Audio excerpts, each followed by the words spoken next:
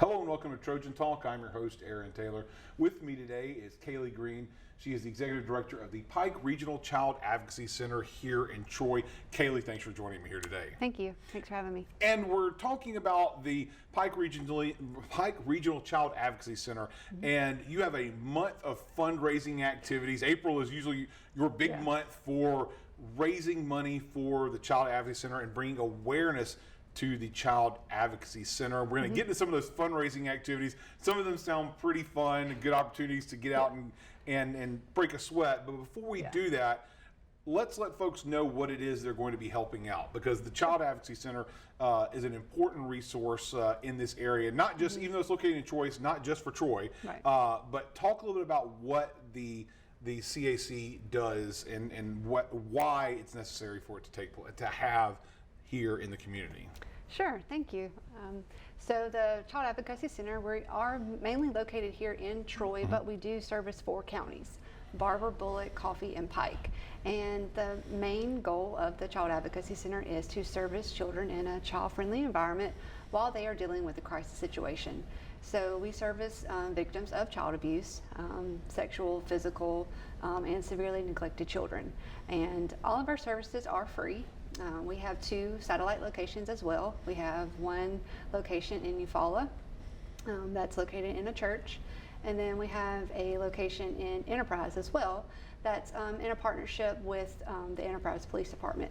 So like I said, all of our services are free, so any fundraising efforts that we have now throughout the month of April and throughout the year, all of those efforts go towards ensuring that the services to our children and families continue to be free. We also work off of grants, so those grants aren't always guaranteed throughout each and every year. So fundraising is extremely important for us. And a lot of people may not even be aware that the center exists because they've never had to make use of it. Right. But one of the things about it is that this is a facility that is there for children at a time when they need it the most. And you talk about it being child friendly, but you're looking, when y'all bring a child in, they usually are in a situation, probably one of the worst moments of their life. So that's important for this facility to be there, right? Oh, definitely, of course. Abuse in any form is very unfortunate for any family to have to deal with. And abuse knows no race, gender, or color. And like I said, families are in crisis situations when they're having to come to us, and we have a multidisciplinary team that we work with, law enforcement, the Department of Human Resources, the District Attorney's offices, our medical team, and we work with each of those entities in all 4 counties that we serve. So it's not just us at the Child Advocacy Center that are helping these families and children out. It's a whole team of people working together to ensure that these families and children are getting what they need in a time of crisis. So a lot of people don't know that we do exist until they need us. And so that's why, April, and it's so important because we take this time to raise awareness in the community for people who may not know who we are. And not only that are we we sometimes get dubbed the child abuse people, and when people see us out and about, they avoid our table because, it's just a little, I guess, a little off-putting that, you don't want to go over there and talk to those ladies. But, it's not just about that. It's about helping these families and children that come to us and receive these services. But also, there are ways to help maybe people in your family and your community that may not have spoken up yet, or, maybe going through something like bullying, or dealing with, whatever the case may be at home. And we provide those resources in a number of ways, not just our crisis counseling or forensic interviewing. We also have our SCAN program, which is Stop Child Abuse and Neglect. We provide those services in the schools, teaching kids how to speak up when they may not feel comfortable otherwise, and who these adults are in their lives they can talk to.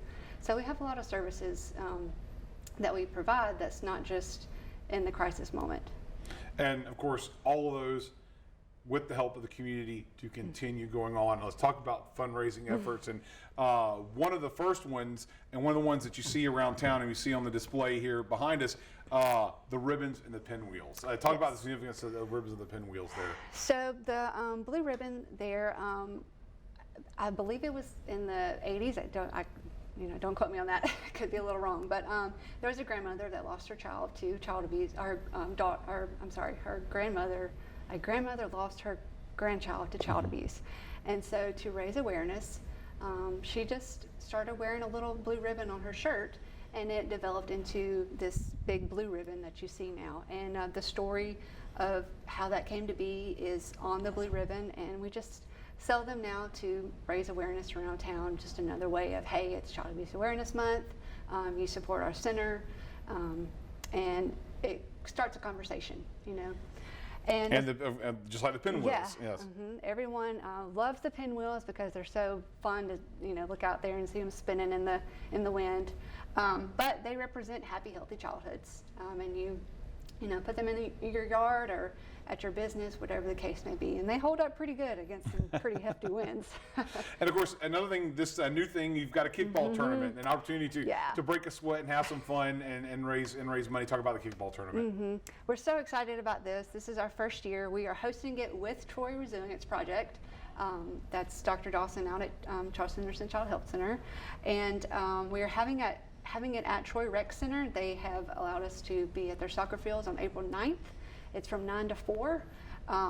Kids and adults, please, everybody is welcome to join us. We're not, asking for just kids or just adults. Everybody can come out and play. And we're just trying to, raise funds, raise awareness for, us and the kids.